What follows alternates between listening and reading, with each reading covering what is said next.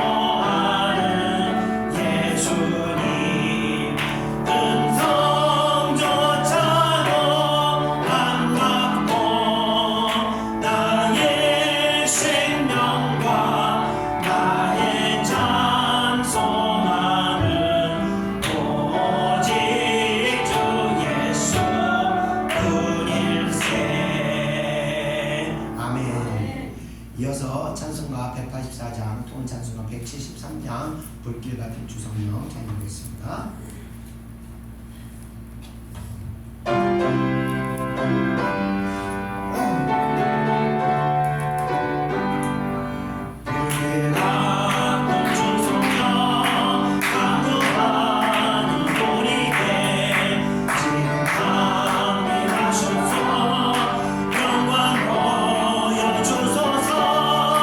성령이여 임하사 우리 영의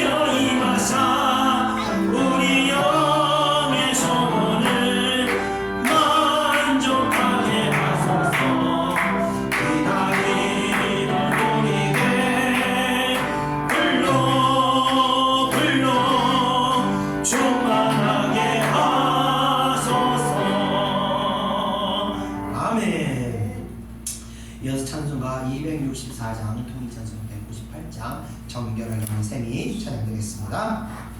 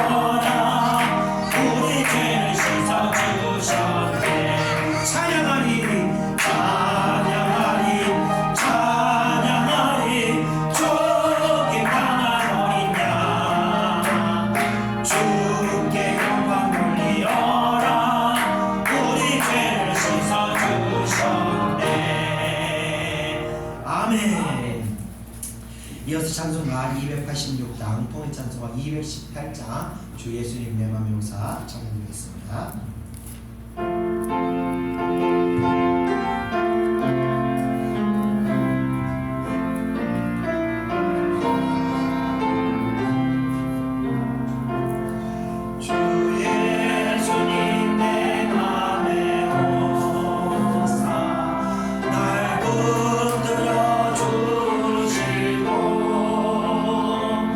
내 마음에 새 힘을 줘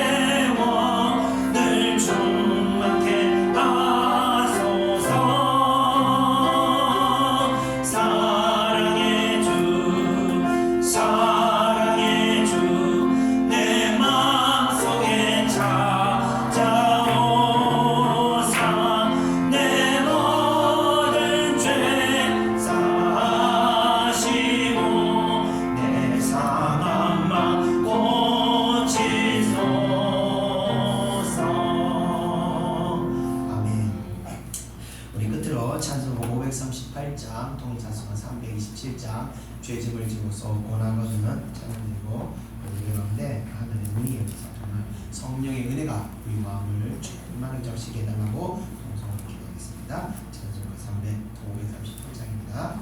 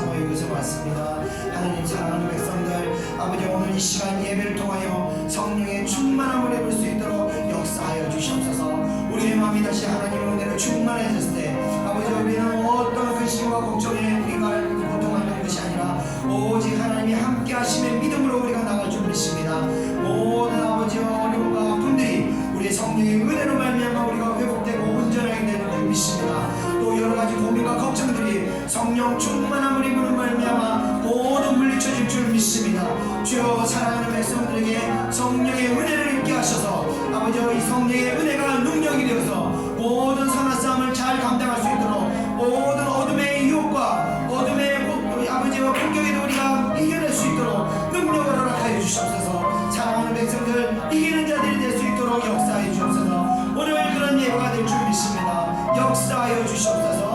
감사하며 모든 것 예수님의 이름으로 기도드렸사옵나이다. 아멘. 다같이 사도신경으로 신앙을 고백하겠습니다. 전능하사 천지를 만드신 하나님 아버지를 내가 믿사오며 그 외아들 우리 주 예수 그리스도를 믿사오니 이는 성령으로 잉태하사 동정녀 마리아를 하시고 본디오 빌라도에게 고난을 받으사 십자가에 못 박혀 죽으시고 장사한 지 사흘 만에 죽은 자 가운데서 다시 살아나시며 하늘에 오르사 전능하신 하나님 우편에 앉아 계시다가 저리로서 산자와 죽은 자를 심판하러 오시리라. 성령을 믿사오며 거룩한 공회와 성도가 서로 교통하는 것과 죄를 사하여 주시는 것과 몸이 다시 사는 것과 영원히 사는 것을 믿사옵나이다. 아멘. 이 시간 예배를 대표해서 이렇게 하겠습니다. 은혜와 사랑해 주님 감사합니다. 오늘도 사랑하는 하나님께서 사랑하는 백성들을 아버지여 잊지 않으시고 저희들을 이 은혜의 장소로 인도해 주시면 감사합니다. 하나님께서 우리를 이곳으로 부르신 이유는 하나님의 신령하고 영적인 축복을 저희들에게 허락하시기 위해서 저희들이 이곳으로 인도하신 줄 믿습니다. 하나님 그 인도하심 따라 저희들 순종하여 이곳에 왔사오니 오늘 예배를 통해서 하나님 저희들의 마음에 성령의 은혜를 덧입힐 수 있도록 역사하여 주시옵소서. 한 주간 저희들 아버지와 세상살이 하면서 아버지 여러 가지 어려움과 또 고통을 인하여 또 여러 가지 인간적인 관계성으로 인해서 마음이 상하고 심히 아버지와 고통을 겪었던 시간들이 있었습니다.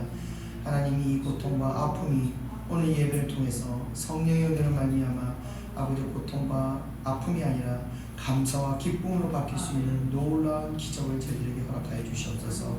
또 아버지 육신의 약함으로 말미암아 하나님 앞에 우리가 범죄하였던 사실을 이 시간 고백합니다. 아버지여 이 땅에 살면서 육신에 옮매여 아버지여 죄 가운데 행할 수 없는 저희 인생들을 주님께서 불쌍히 여기사 이 시간 아버지여 은혜를 베풀어 주셔서 아버지여 회개할 수 있는 심령을 갖게 하셔서 사랑하는 백성들의 마음이 아버지 회개함을 통하여 정결하게 될 수 있도록 정말 흠없는 깨끗한 마음으로 우리가 변화될 수 있도록 역사하여 주시옵소서. 그래서 비록 저희들 낙심하고 고통받고 또 더러워진 마음으로 이곳에 왔다 할지라도 오늘 예배를 통하여 성령의 은혜로 말미암아 저희들 온전해지고 강건해지고 또한 아버지여 성결한 마음으로 우리가 나가는 줄 믿습니다. 이 예배가 그런 예배 될 수 있도록 역사해 주시옵소서. 이 예배가 아버지여 산제사가 되어 사랑하는 백성들이 심령이 하나님을 만날 수 있는 그런 예배 될 수 있도록 은혜 허락하여 주시옵소서. 또 말씀을 통하여 마지막 때 일어날 일들에 대해서 마님께서 말씀을 주셨습니다. 아니 말씀을 통해서 우리가 마지막 때 시대를 잘 분별하고 또 때와 하나님의 뜻을 잘 분별할 수 있도록 은혜 허락하여 주시옵소서. 그래서 우리가 하나님의 뜻을 깨닫고 순종할 때 우리가 인생에 얽매여 하나님 뜻을 거스르는 일이 일어나지 않도록 저희들의 믿음을 붙드시고 오직 하나님 말씀에 우리가 아버지여 불구덩이라도 들어갈 수 있는 그런 믿음으로 성장할 수 있도록 역사하여 주시옵소서. 그래서 우리가 어떠한 뜻이라도 순종하고 나갈 때 그 가운데 생명의 역사, 하나님의 살리는 역사가 있는 줄 믿습니다. 저희들이 그런 역사를 허락하여 주시옵소서. 또 아버지 오늘 예배 가운데 참석하지 못한 성도들도 있습니다. 아버지여 그들의 마음 가운데서도 주님께서 항상 통행하시고 거하셔서 그들 마음 가운데 속히 돌아갈 수 있도록 하나님의 은혜보다 더 귀한 것이 없다는 것을 깨닫게 하시고 속히 은혜의 정서로 다시 돌아갈 수 있도록 그들의 발길을 주관하셔서 아버지 모두 하나님의 은혜 가운데 머무를 수 있도록 인도하여 주시옵소서. 예배가 있기까지 수고하고 봉사한 손길들 위에도 하나님의 크신 은혜가 날마다 넘칠 수 있도록 역사해 주시옵소서. 감사드립니다. 예배의 시종을 성령께서 인도하실 걸 믿사오며 모든 것 예수님의 이름으로 기도드렸사옵나이다. 아멘.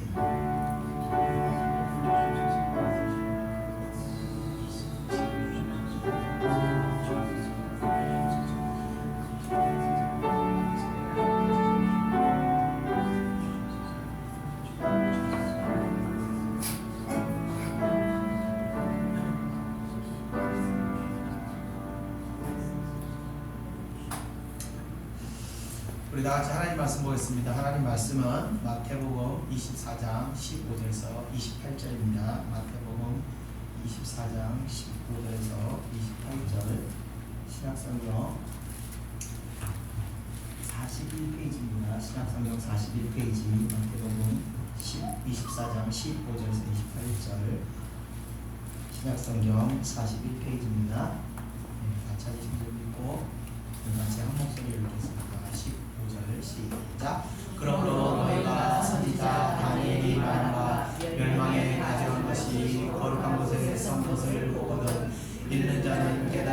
던져 그때 유대에 있는 자들은 산으로 도망할지어다. 지붕 위에 있는 자는 집 안에 있는 물건을 가지러 내려가지 말며 밭에 있는 자는 겉옷을 가지러 뒤로 돌아키지 말지어다. 그날에는 아이벤 자들과 젖먹이는 자들에게 화가 있으리로다.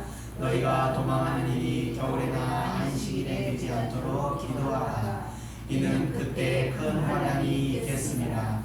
창세로부터 지금까지 이런 환난이 없었고 후에도 없으리라. 그날을 감하지 아니하면 모든 육체가 구원을 얻지 못할 것이나 그러나 택하신 자들을 위하여 그 날들을 감하시리라. 그때 사람이 너희에게 말하되 보라 그리스도가 여기 있다 혹은 저기 있다 하여도 믿지 말라. 거짓 그리스도들과 거짓 선지자들이 일어나 큰 표적과 기사를 보여 할 수만 있으면 택하신 자들도 미혹하리라. 보라 내가 너희에게 미리 말하였노라.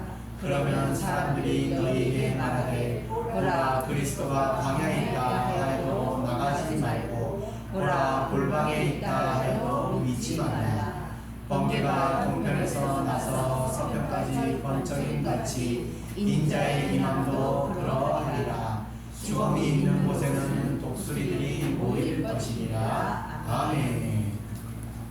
마태복음 24장 두 번째 시간입니다. 잠시 지난주와 지난주로 저희가 고난주간과 부활절을 위해서 말씀을 24장 14절까지 제가 저는 건너뛰었는데 다시 24장 15절부터 다시 말씀 전하겠습니다.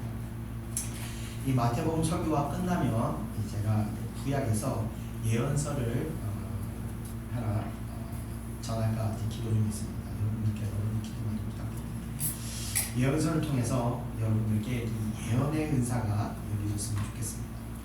이 예언이 열려야 내가 가야 할 생명이 있는 복된 길이 보이고 또 사망이 기다리는 그 저주의 길들도 분별할 수가 있는 것입니다. 그래서 우리가 그곳에서 벗어날 수가 있는 것입니다. 이 예언의 은사는 미래에 대한 정확한 어떤 디테일한 세부 사항을 알게 해주는 것은 아니지만 적어도 내 영혼이 복된 길로 가는지 아니면 내 영혼이 죽어가는 길로 가는지 그 정도는 분별할 수 있게 되는 것입니다. 저는 개인적으로 여러분 모두가 예언자가 되시기를 소망합니다.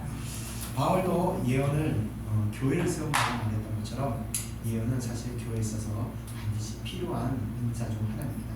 그래서 서로가 예언적인 기도를 해주면서 서로가 서로 간에 고난 가운데 있을 때도 우리가 예언적인 기도를 통해서 소망을 갖게 하면서 우리 교회 성도들 간에 서로 이렇게 세워주는 그러한 일들이 교회 안에 좀 있어야 되는 것입니다. 그래서 이 예언서를 통해서 어떤 예언서를 정할지는 모르지만 이 예언서를 전하면서 여러분들이 예언서를 통해서 큰 은혜가 되시기를 소망합니다. 자, 그러면 오늘은 3주 전에 말씀이 이어서 말세에 일어날 일들에 대해서 15절부터 계속 전하겠습니다. 우리 다 같이 15절, 16절을 계속해서 한번 보겠습니다. 시작. 그러므로 너희가 선지자 다니엘이 말한 바 멸망에 가증한 것이 거룩한 곳에 선 것을 보거든 잃는 자는 깨달을진저 그때 유대에 있는 자들은 산으로 도망할지어다. 아멘. 자, 멸망에 가증한 것이라는 것은 이 다니엘이 예언한 그 미운 물건이 날개를 의지하여 성전에 서게 된다라고 하는 그 내용을 말하는 것입니다. 자, 이것이 역사적으로는요 AD 70년에 이 로마 군대에서 멸망하는 예루살렘 성전을 의미하는 것입니다.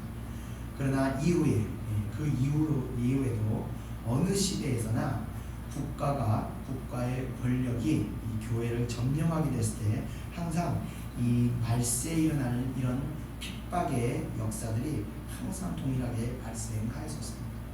그런데 그런 핍박이 있기 전에는 오늘 성경에 말씀하시는 것 같이 항상 멸망에 가증한 것들이 거룩한 곳에 서는 그런 역사들이 존재하였습니다.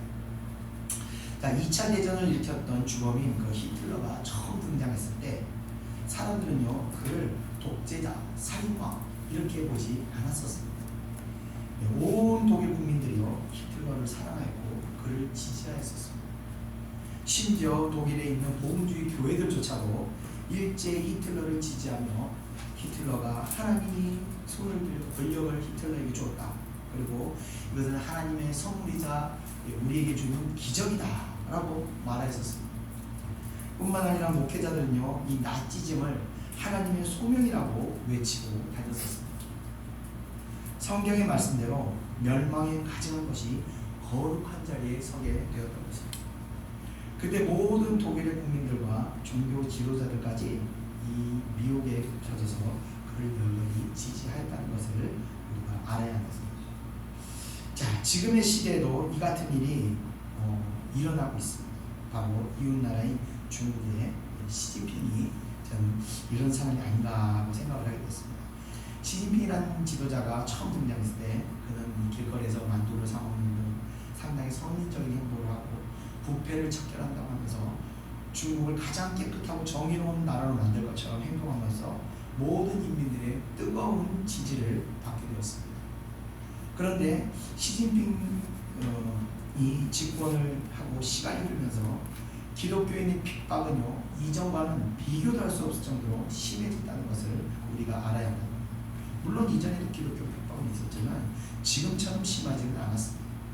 그러나 큰 인기와 지지를 받았던 자가 집권을 하면서 교회를 폭내려 찍어서 부수지를 않나, 폭탄으로, 심지어는요, 제가 사진을 하나 좀 있는데 폭탄을 교회 지하에다 묻어서 폭탄을 터뜨려서 한순간에 교회를 무너뜨리는 이런 일도 하고, 교회에 있는 모든 십자가를 강제로 다 철거시켜버리고 또 불에 태우고 또 뭐 예수의 성화나 기독교의 상징되는 어떤 것도 교회 내부에 장식하지 못하게 했다는 겁니다. 심지어 십자가 교회 안에도 십자가조차도 걸지 못하게 이렇게 하였다는 겁니다. 교회 중국에는요, 이 가정교회와 삼자교회라는 것이 두 종류가 있습니다.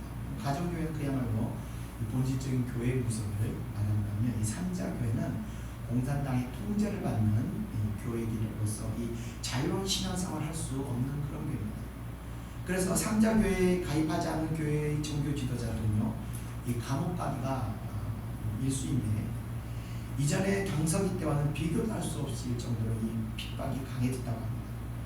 뿐만 아니라 이 기독교 사상을 공산주의 이념에 맞게 변형을 해서, 기독교 사상이 공산주의하고 하나가 될 수 없기 때문에 기독교의 사상을 바꿔서 공산주의의 이념에 맞게 변형한 성경을 제작해서 그 성경을 지금도 제작하고 있다고 하는 정도니 이 무임한 기독교일 뿐, 삼자교회는 이미 공산주의의 하부 조직과 다를 바 없는 기관같이 되어버린 것입니다. 자, 이렇게 하나님이 주인이 되어야 할 교회를 믿지 않는 세상 나라가 주인 되어버리면요, 결과적으로 그 세상 나라가 하나님과 같이 우상, 신이 되어버리게 되는 것입니다. 그래서 이 어떤 민족주의적인 우월주의에 사람들은 빠지게 되면서 큰 죄의 길로 죄를 자행하게 되는 것입니다.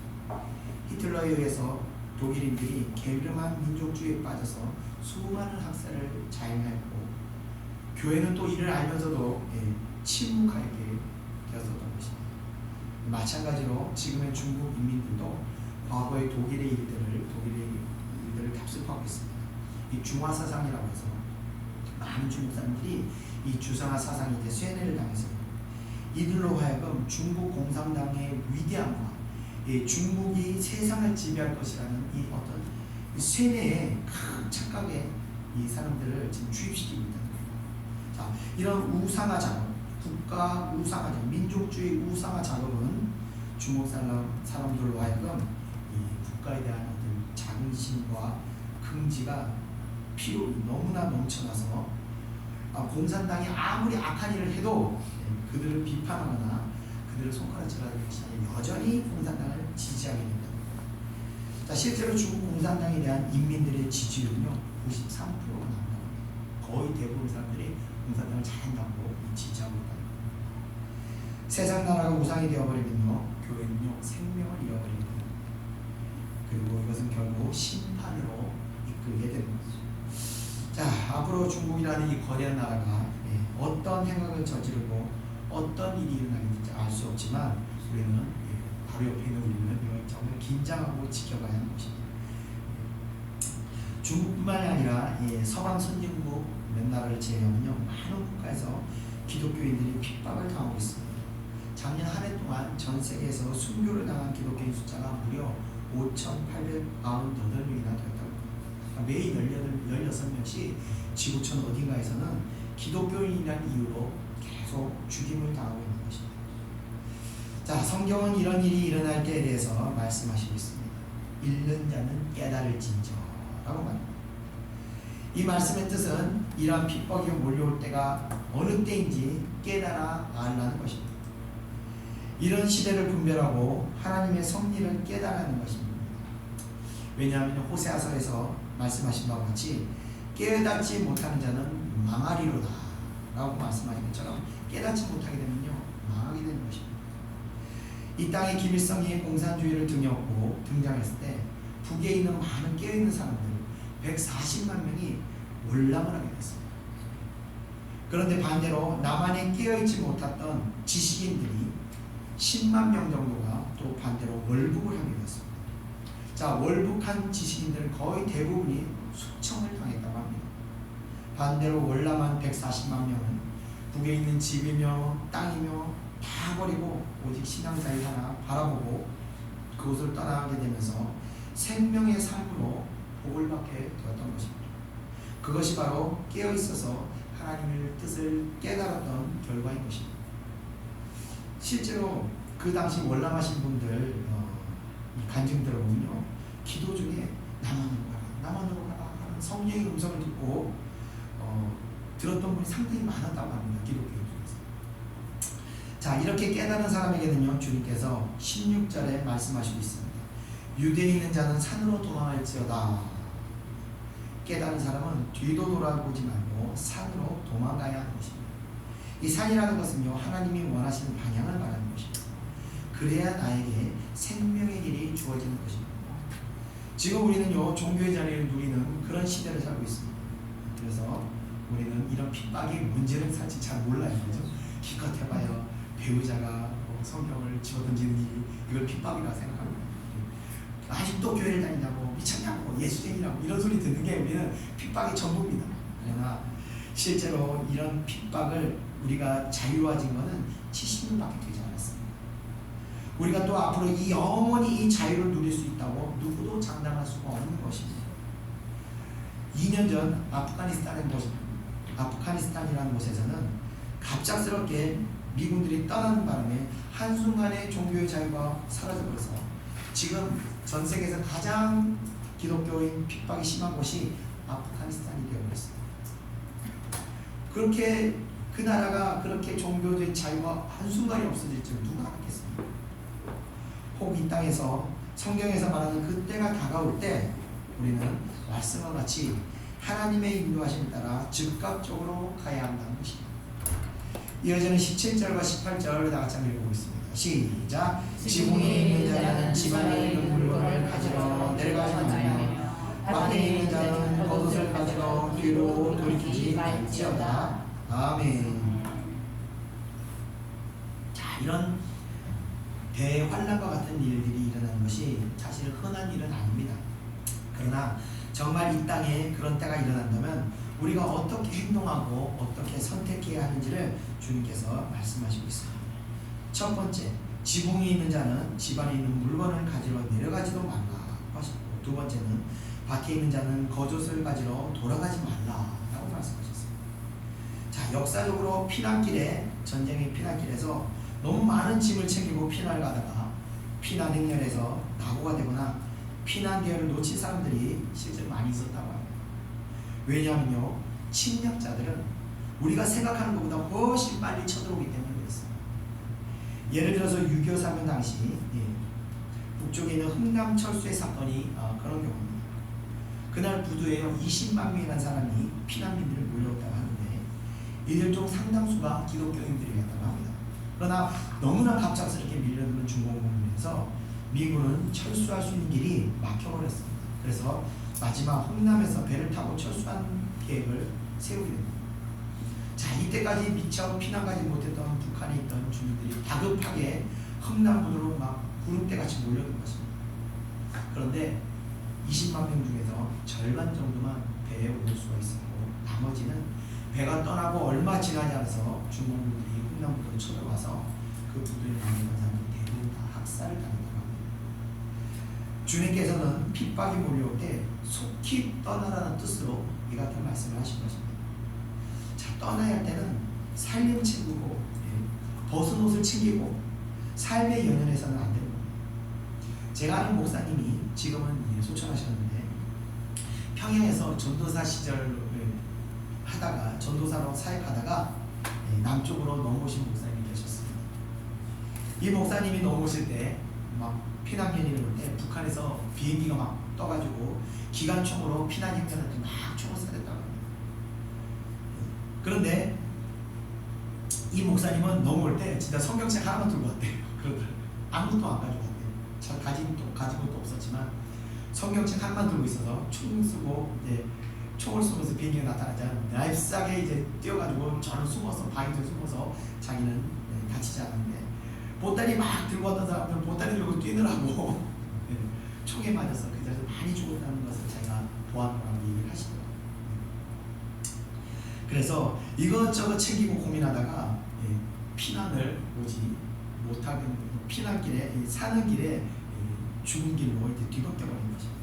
그 목사님도 성경책이 하나밖에 없었으니까 재산이 성경책 하나밖에 없었어요. 그러니까 피난 올 때 가볍게 올 수 있었습니다. 그분도 많이 살림이 많았으면 이것저것 챙기다가 피난 오지 못하고 또는 북한에서 있었으면 총살을 당하셨을 거라 본인이 그런 얘기 하셨습니다. 자, 마지막 때뿐만이 아닙니다. 이런 핍박이 있을 때뿐만 아니라 우리가 하나님의 뜻을 깨닫게 되면요 육신의 얽매임에 연연하지 않고 우리가 그 뜻을 따라가야 하는 것이죠. 체면 따지고 인간적인 어떤 관계성 따지고 물질 따지고 그렇게 하다가 가장 중요한 영혼의 생명을 놓치거나 하나님께서 살리시는 그 기회를 놓칠 수 있게 된다는 것입니다. 여러분도 잘 아시겠지만 제가 작년에 위기를 겪었지만 저도 이런저런 거 명예 따지지 않고 인간적인 유익 따지지 않고 오직 하나님의 뜻을 따랐을 때 제가 다시 살아나는 그 기적을 체험했듯이 하나님께서는요 항상 우리의 영혼과 육신이 생명의 길로 가도록 인도하시는 곳임을 믿고 그 뜻을 따를 때 이런 것처럼 따지지 않고 오직 순종할 때 그곳에 사는 길이 열리게 되는 것입니다. 그래서 우리의 영혼이 얽매임이 없이 하나님의 뜻에 따르도록 자유로운 상태가 항상 되어 있어요. 항상 준비가 되어 있어요. 떠나라 아멘 하고 떠날 수 있는 준비가 항상 되어 있어야 됩니다. 자, 이어지는 19절 다 같이 한번 읽어보겠습니다. 시작. 그날에는 아이 벤 자들과 젖먹이는 자들에게 화가 있으리로다. 아멘. 자, 피난길에 가장 어려움을 겪는 사람은 아마도 임산부이거나 젖먹이들을 데리고 있는 아이들을 있는 그런 가정일 겁니다. 얼마 전 우크라이나 전쟁이 발발했을 때 많은 여인들이 피난을 가고 이웃 나라로 피난을 가는 영상을 봤는데 한 여인은 배가 이만한 거 임신해가지고 피난을 가지 못하고 그냥 우크라이나에 남아있는 그 영상을 보게 됐습니다. 임산부들이나 젖먹이들이 아이들이 피난을 간다는 것은 사실 거의 불가능에 가깝습니다. 자, 한편 이 아이 벤 자들이 의미하는 바는 바로 헛된 욕심을 잉태하고 있는 사람을 뜻하는 겁니다. 명예 욕심을 품고 있거나 물질 욕심을 품고 있는 사람은요 하나님의 뜻을 따르지 못하게 되는 겁니다.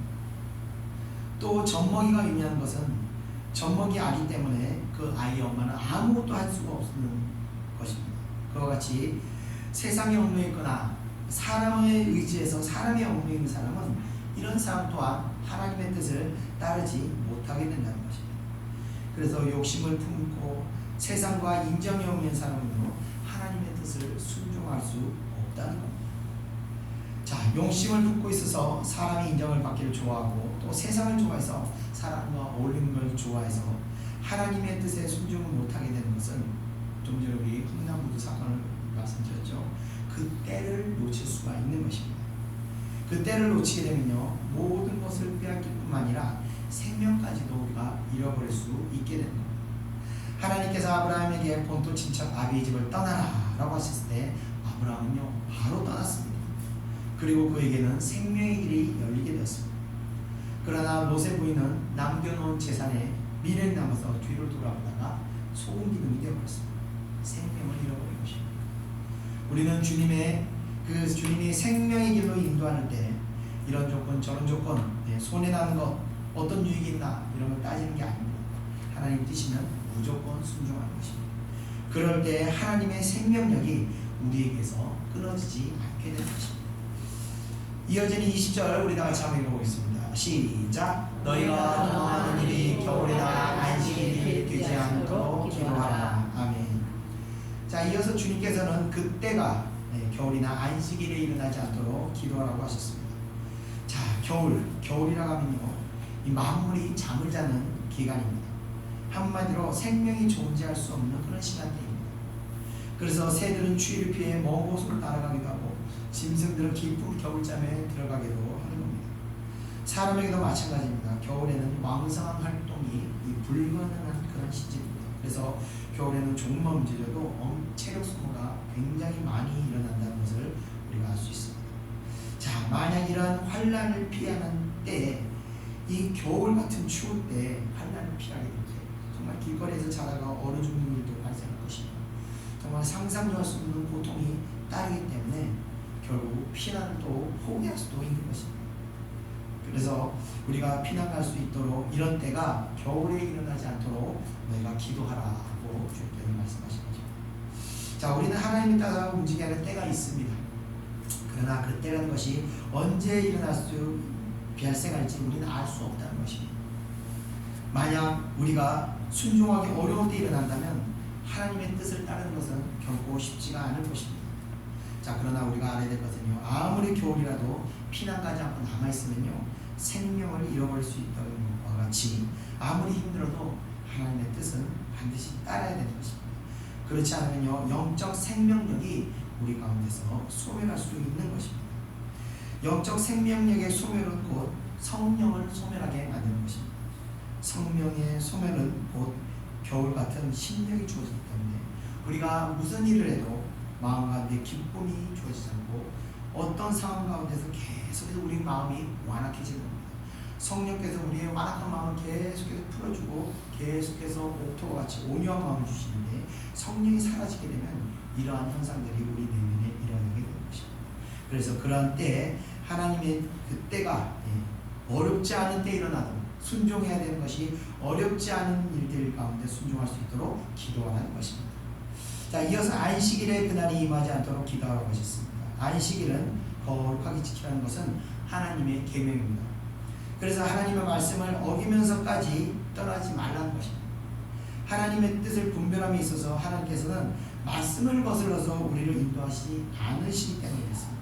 그래서 우리가 하나님을 만나 도망갈 때나 우리에게 어려운 일이 발생했을 때 자신의 생각과 방법으로 행하지 말고 하나님의 말씀을 생각하고 묵상하고 따라야 하는 것입니다.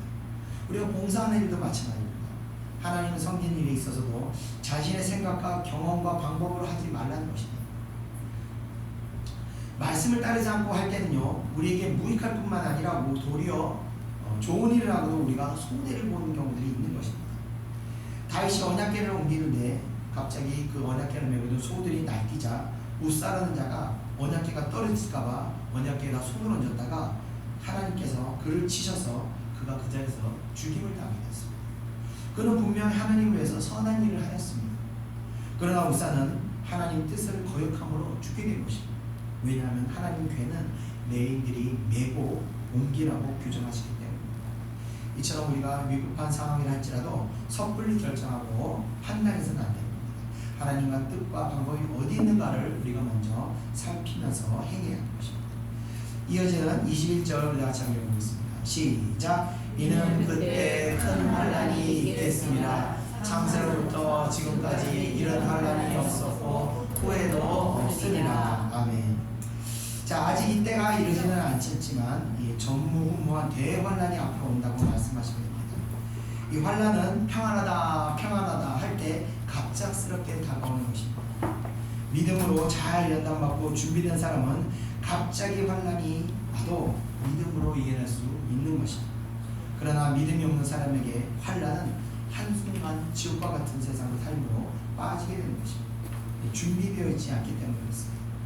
그날이 앞으로 정확히 언제가 될지는 알 수 없지만 아마 성도님들 살아계시기 전에는 살아계실 때는 아마 임하지 않으시지 않을까 하고 생각을 합니다.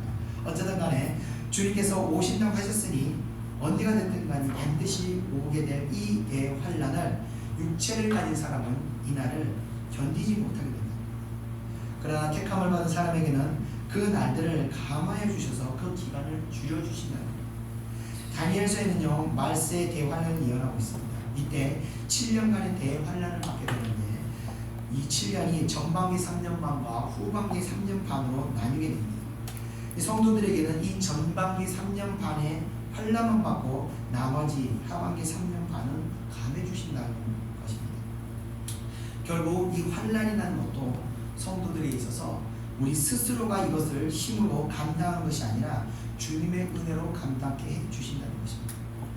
다니엘의 세 친구 사드락과 메삭과 아벳느고가 환란을 만나게 됐습니다. 그래서 불문불에 들어가게 되었을 때 그때 주님께서 찾아오셔서 함께 하심으로 이들이 그 환란을 이겨낼 수가 있었던 것입니다.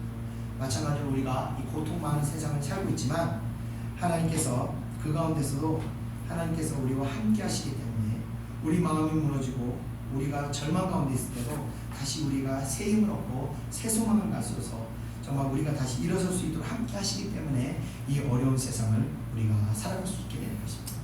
내 능력과 내 생각으로 내 힘으로 일어섰다고 생각하는 것처럼 어리석은 사람은 없는 것입니다. 모든 것이 우리가 하나님의 은혜로 살아간다는 것을 여러분도 기억하시기 바랍니다. 자, 이어지는 23절 내가 참 읽어보겠습니다. 시작. 그날들을 강하지 아니하면 죄송합니다.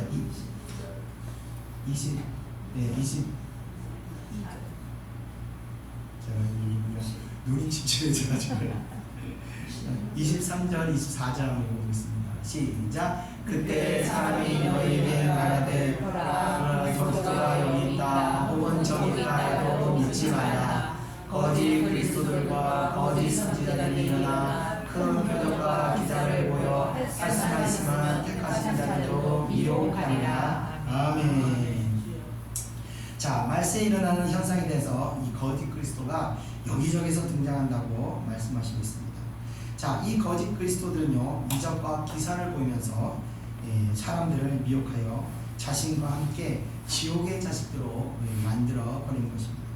자, 이 거짓 그리스도들은 하나님께서 왜 이들이 활동하도록 하나님께서 허락하셨을까 생각을 해볼 때 얼마 전 제가 그 정명석 그 JMS 그 성추행을 당했던 한 자매가 고발을 하면서 기자회견하는 장면을 제가 본 적이 있는데 그때가 제 생각입니다. 그녀는 거기서요 울부짖듯이 외치면서 이런 이야기를 합니다. 정명석은 메시아가 아닙니다. 그는 절대로 메시아가 아닙니다. 이 분함에 막 울부짖며 말하고 있는데 아마 그때 그 자리에 있던 기자들은 대부분 믿지 않는 자들이었습니다. 마음속으로 아마 이렇게 반문하는지 않는지가 생각합니다. 아니 그걸 몰랐어? 아니 그럼 걔가 메시아인 줄 알고 갔던 거야? 그 피해자의 외침은 오히려 듣는 이로 하여금 어이가 없게 느껴졌지 않았을까 생각이 듭니다. 자, 왜 그녀는 그 뻔한 거짓말에 속아서 당했던 걸까요? 이것은 말씀에 무지한 성도들이 겪게 되는 안타까운 일들이 되는 것입니다. 하나님께서는 왜 이러한 자들이 활동하도록 놔두시느냐, 왜 거짓 선지자들이 활동하도록 놔두시느냐, 성도들로 하여금 하나님의 말씀을 사랑하는가 사랑하지 않는가 시험하시는 것입니다. 교회를 다닌다고 할지라도 말씀을 사모하며 순종하기를 기뻐하지 않는 사람들에게는 미혹이 당할 때 심령이 말씀이 없기 때문에 그 미혹을 분별하지 못하고 자기의 수종으로 끌려들어가게 되는 것입니다. 이해가 안 되죠. 그것이 바로 영의 역사입니다. 이 미혹이라는 것은 생각을 지배해버리는 것이기 때문에 짐승의 한번 올무에 걸려버리면 절대 벗어나지 못하는 것처럼 이 마귀의 생각에 지배를 당해서 미혹에 걸려 들어가게 되면요 좀처럼 그것을 벗어나지 못하게 되는 것입니다. 그런데 말세에 그런 일들이 허다하게 일어난다는 것입니다. 그래서 우리가요 교회만 열심히 다니는 것이 아니라 성경 말씀을 부지런히 읽어야 되는 것입니다. 그 말씀을 외우지 못하고 깊이를 모른다더라도 말씀이 우리 심령에 각인이 돼서 순간순간 우리들에게 지혜의 말씀을 떠올려 주셔서 우리로 하여금 분별하게 하시고 이 어떤 어둠의 세력과 세력이 우리가 거부 반응이 일어날 수 있도록 역사하시는 그래서 항상 말씀을 많이 읽어야 되는 것입니다. 자, 이어지는 25절, 26절부터 27절까지 이어서 한번 읽어보겠습니다. 시작. 보라, 내가 너희에게 미리 말하노라. 그러면 사람들이 너희에게 말하되 보라, 그리스도가 광야에 있다 해도 나가지 말고 보라, 골방에 있다 해도 믿지 말라. 번개가 동면에서 나서 서편까지 번쩍임 같이 인자의 임함도 그러하리라. 아멘. 자, 주님께서는요 2000년 전에 이미 이 같은 사실들을 미리 보시고 우리에게 진작에 준비하라고 알려주셨습니다. 그래서 우리는 항상 이 종말을 준비하고 이 거짓 그리스도인들을 잘 분별해야 하는 것입니다. 신앙생활을 하면서도요 마당만 밟아서는 그래서 안 되는 겁니다. 말씀에 순종한 것이 훈련이 되어 있어야 합니다. 지금은 학교에서 잘 안 하지만 중학교, 고등학교 때까지만 해도 학교에서 민방위 훈련 그리고 소방 대비 훈련 이런 걸 했었습니다. 그래서 막 수시로 갑자기 사이렌 울리면 막 내려가서 어디로 피해가고 책상 밑으로 숨고 이런 훈련을 했었습니다. 자, 왜 그런 훈련을 하죠? 왜 그런 훈련을 할까요? 실제로 그 같은 일들이 발생했을 때 당황해서 우왕좌왕하지 말고 즉각적으로 훈련한 대로 움직일 수 있도록 우리 훈련하는 것입니다. 마찬가지로 하나님 뜻에도요 작은 일에도 순종하는 것이 훈련되어 있어야 하는 것입니다.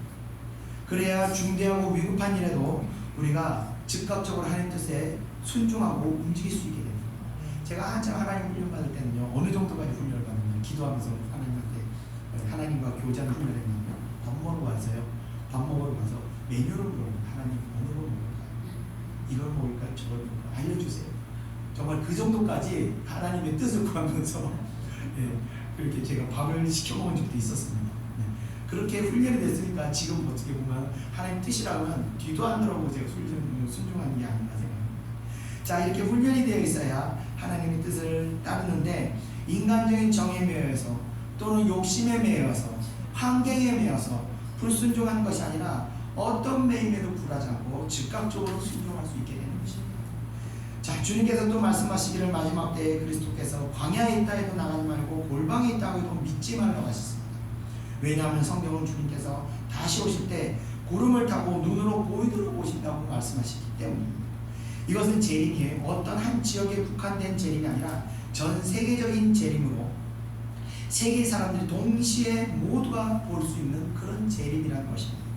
그래서 번개가 동쪽에서 번쩍하면서 서쪽까지 동시에 보는 것처럼 주님의 재림은 전 세계에 있는 기독교인들이 동시에 이 재림을 보게 됩니다. 그런데 지구가 둥근데 그게 어떻게 가능하냐라고 말하는 사람도 있겠지만 이 전지전능하신 하나님께서 지구를 만드신 하나님께서 우주를 만드신 하나님께서 그것 하나 못하시겠습니까? 하나님께서는 그 모든 것을 가능케 하시는 것입니다. 아무튼 절대로 이 어떤 주님의 재림이 구체적으로 어떻게 이루어지는지는 알 수 없지만 절대로 평범하지 않은 어떤 초자연적인 방식으로 누가 보더라도 예수님의 재림이라는 것을 알 수 있도록 그렇게 임하신다는 것입니다. 우리가 이제껏 보았던 거짓, 이단, 사이비, 교주 그런 모습은 절대 아니라는 것입니다. 성도들은 이 같은 말씀을 할 때 이 거짓 선지자, 거짓 그리스도인들을 분별하고 빠지지 않을 수 있는 것입니다. 자, 우리 끝으로 28절 다 같이 한번 읽어보겠습니다. 시작. 주권이 있는 곳에는 독수리들이 모일 것이니라. 아멘. 자, 썩은 시신이 있는 곳에 독수리들이 모이게 된다는 말씀은 곧 죄가 있는 곳에 심판이 임한다는 말씀입니다. 성도가 죄를 짓게 되면 반드시 심판이 따르게 되어 있습니다. 성도가 죄를 짓는 이유는 대부분 미혹을 받기 때문입니다. 또 미혹을 받는 이유는 바로 영적 생명력을 잃어버렸기 때문에 미혹이 다가와도 분별하지 못하고 따라가는 것입니다. 마찬가지로 성령과 교통함으로 영적 생명력이 없는 성도는 사실 살아있으나 살아있는 것이 아니기 때문에 독수리 같은 거짓 선지자, 거짓 그리스도인 같은 자들이 나타나 이적과 기사로 미혹하게 되면 그대로 믿고 따라가게 되는 것입니다. 그 증거가 지금도 수많은 사람들이 신천지 같은 이단에 빠져서 그곳에 출석하고 있다는 것이 바로 그 증거입니다. 대부분 그들은 정상적인 기독교의 교회의 성도들이었다는 것입니다. 믿지 않은 자들이 신천지를 가지 않습니다. 다 믿는 자들이 신천지나 이단으로 가는 것입니다. 우리는 그들을 어리석은 사람으로 보지 말고 말씀에 부재하여 미혹되었던 불쌍한 사람으로 보아야 하는 것입니다. 자, 이 같은 일들이 말세에 일어나게 되고 또 실제적으로 우리는 순종이라는 이 과제가 우리 현실적인 문제로 우리 앞에 지금 나와 있습니다. 저는 이제껏 단 한 차례 하나님 뜻을 거역한 걸 빼고는 대부분 다 순종하였던 것 같습니다. 자, 그런데 그 말씀에 순종할 때 육신에서는요 고통의 소리가 올라옵니다. 와, 이것까지 내가 해야 되나? 내가 어디까지 포기해야 되나? 이런 소리가 올라오지만 영혼에서는요 찬양소리가 올라오는 것입니다. 그런데 영혼의 그 찬양소리가 너무나 아름답게 들려오고 제 영혼을 너무나 풍성하게 만들어 왔었습니다. 순종하는 것이 영혼에 큰 생명력을 공급해 주기 때문인 것입니다. 이 마지막 때를 우리가 정말 보게 될지 그렇지 않을지 알 수는 없지만 우리의 순종은 영원히 변하지 않는 하늘에 큰 상급으로 낳게 된다는 것입니다. 그리고 우리에게 이 생명력은 우리의 영혼을 더욱 풍성하게 만드는 것입니다. 우리가 신앙생활하는 목적은 하늘의 복을 받기 위함입니다. 항상 순종함으로 세상에서 누릴 수 없는 하늘의 복을 받는 저와 여러분 되시기를 축원드리며 말씀을 마치겠습니다. 기도하겠습니다. 은혜와 사랑해 주님 감사합니다. 오늘 마지막 때 일어날 일들을 우리가 또 묵상하면서 하나님 우리의 마지막을 준비할 수 있도록 인도하여 주시옵소서. 우리가 그때가 언제가 올지 주님이 오실지 아니면 우리가 주님의 이름 부름을 받고 가게 될지 우리가 알 수 없사오나 하나님 그 부름이 그 하나님의 인도하심이 우리에게 두려움과 걱정거리가 아니라 기쁨과 감사가 될 수 있도록 늘 우리가 하나님 말씀에 순종하고 따르는 그러한 아버지의 신실한 주의 백성들 될 수 있도록 인도하여 주시옵소서. 감사드리며 모든 것 예수님의 이름으로 기도드렸습니다. 아멘. 우리 다 같이 찬송가 488장 통일찬송 539장 이 몸의 소망 무언가 찬송드리겠습니다.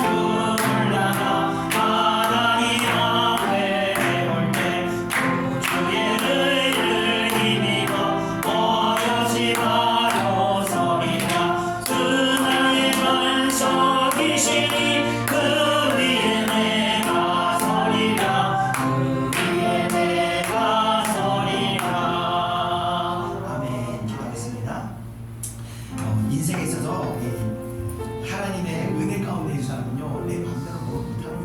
그런데 내 스스로 생각할 때 인간의 생각을 자꾸 할 수 있을 거라는 생각이 들어요. 그래서 그 모든 것이 다 좌절되고 나서야 그제서야 할 수 없구나 깨닫고 하나님 뜻에 순종하게 되는 겁니다. 근데 좋은 거는 빨리 순종하면 좋은데 그게 참 어렵습니다. 사실 제가 어저께 저녁에 한 청년을 만났는데 제가 예전에 이렇게 제가 이제 이전 교회에서 전도사를 했을 때 제가 남육하던 청년입니다.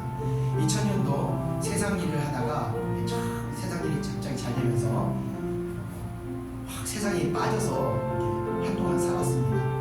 그러다가 한번 통화를 했는데 병원에 입원했다고 그러더라고요. 그때 세상에 빠질 때 제가 그게 보이더라고요. 아, 얘가 이런 일이 이제 저렇게 가면 안 되는데 제가 하나님 일을 계속 가야 되는데 막 걱정이 들었는데 어느 날 전화했는데 목사님 제가 지금 병원에 입원해 있어요. 그러면서 아 그래 그러면서 끊고 나서 아 하나님께서 저의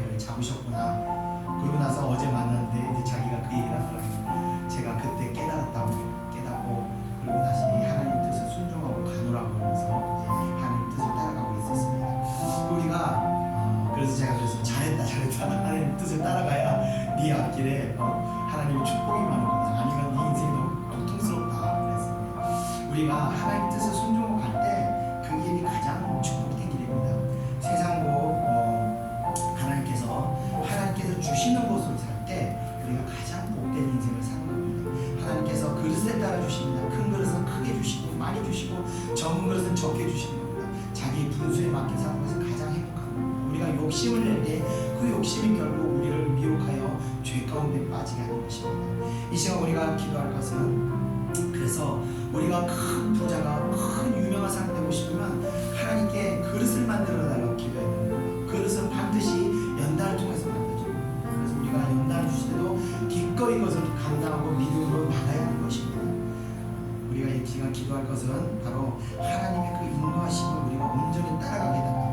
내 욕심과 내 방법과 내 생각이 아니라 하나님 뜻에 내가 순종하게 해달라.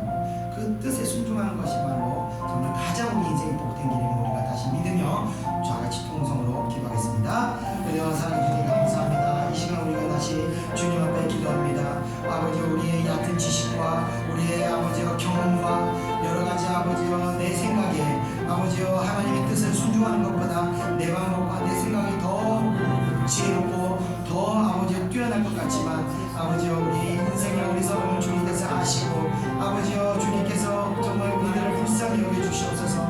우리가 하나님의 뜻에 순종할 때 하나님께서 우리에게 가장 좋은 길로 가장 축복된 길로 인도하시는데 아버지, 우리가 그것을 알지 못하고 내 생각과 내 방법을 따라가는 아버지의 이 어리석음을 용서해 주시옵소서.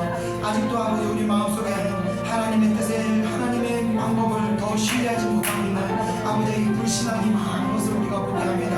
하나님, 우리 마음 가운데 아버지와 믿음을 다시 충만하게 하셔서 오직 하나님 뜻에 우리가 순종하고 나갈 때 그 길 가운데 생명이 있으며 또 그 길 가운데 아버지와 사는 길이 있는 줄 우리가 믿습니다. 주여, 사랑하는 백성들 아버지 많지 않은 숫자지만 단 한 사람도 아버지 하나님 뜻을 거역하여 어려움에 빠지지 않도록 붙들어 주시고 모든 아버지 우리 예찬의 성도들이 하나님의 뜻을 분별하고 아버지 오직 순종하여서 아버지 그 길을 따르는 가운데 하나님의 영적인 생명력과 더불어 정말 내 영혼이 잘된 것 같이 범사에 잘되고 강건하길 바라는 요한사도의 기도와 같이 우리 하는 모든 일 가운데 하나님의 형통함이 역사가 일어나게 하시고 또 아버지여 우리 육신의 강건함까지 주님께서 붙들어 주길 믿습니다.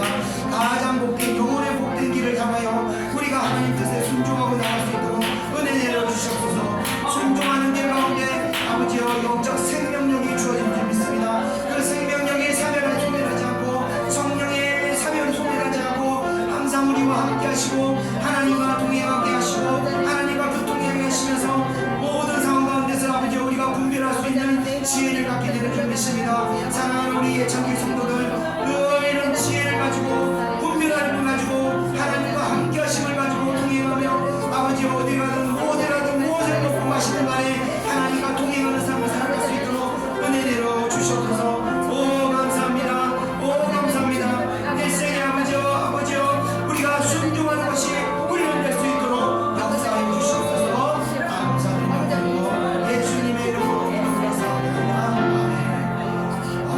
나도 천국 올라가 하나님 앞에 배울 때 주의 의를 힘입어 어여심하고 서리라. 주 나의 반석이시니 그 위에 내가 서리라. 그 위에 내가 서리라. 아멘. 이어서 찬송가 490장 통찬송가 542장 주여 지난밤 내 꿈에 찬양드리겠습니다.